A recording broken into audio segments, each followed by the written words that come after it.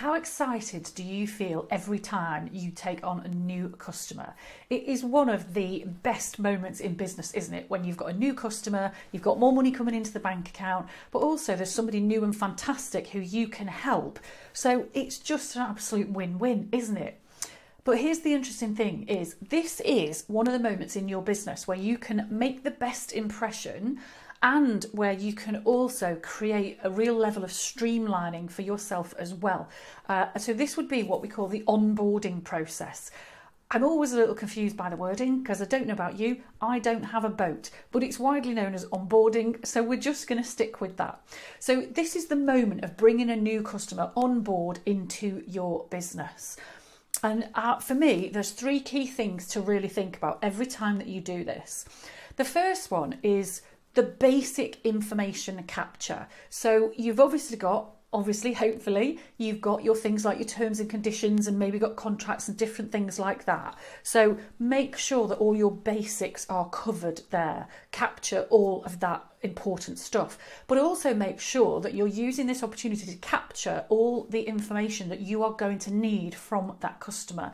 So what you don't want to do is be regularly going back to them, asking them for a bit more information and a bit more information and a bit more information. So if you can capture all of that beautifully right up front, then you're up and running, the customer's getting a really professional, streamlined service, so everybody is happy. But think about not just what you feel might be the dead important stuff about their requirements and quotes and proposals. Think about the absolute basics here of capturing their contact details in your mobile phone. Thinking about what details you need from them to put into your CRM system. The real basic information that's often overlooked at this stage. So step one is capturing all the right information from the customer in a nice, streamlined, professional way. Step two is thinking about the setup of everything. What do you need to get set up so that your service is as slick and efficient as it can possibly be? So you might need to set up calendar invitations, you might need to set up reminders, you might need to set up communication channels. You should definitely be setting up things like invoice information. So really think about all the things that you need to set up. Some will help you, some will help the customer, but all those lovely nitty-gritty bits of systems and processes that can get the whole working relationship set up so you're both up and running off at a pace straight away. And then the third thing is clarity. Now, one crucial thing to bear in mind here is that your customers will not remember what they've signed up for, because by the time they've agreed to work with you, chances are you've had more than one conversation, you might have had Zoom calls, you might even have had face-to-face meetings, you've probably exchanged some emails or some messages. So there's been a lot of communication going around, and I'm sure that you will have covered all the crucial bits of information with them, and it's probably all in your terms and conditions as well, or your proposal. But the simple fact is customers don't remember what they've signed up for. So you can take this opportunity to go back to them and clarify those really important things. Clarify things like dates and deadlines.